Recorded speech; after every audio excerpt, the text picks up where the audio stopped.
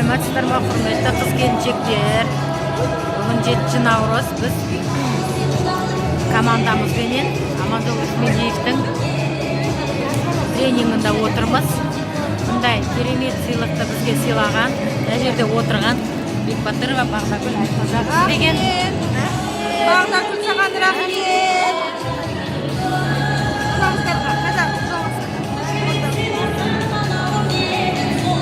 Біздің команданың қыздары, қыз-келіншектері әдемі.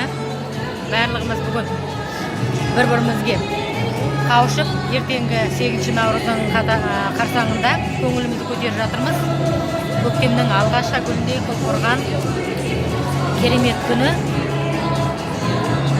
Жақсы бір көңілді кеш болғалы тұр. Әлі тренинг басталған жоқ. Еліміздің мақтанышы Аманжол бауырымыздың тренингісіне келіп отырмыз. Сіздерге де жақсы керемет кеш өткізулеріңізге тілектеспін. Өмірде үлкен жетістікке жету үшін әрқашан осындай тренингтарға қатысып, өзіңнің көңіл күйіңді көтеріп, өзіңнің эмоцияң көтеріп, және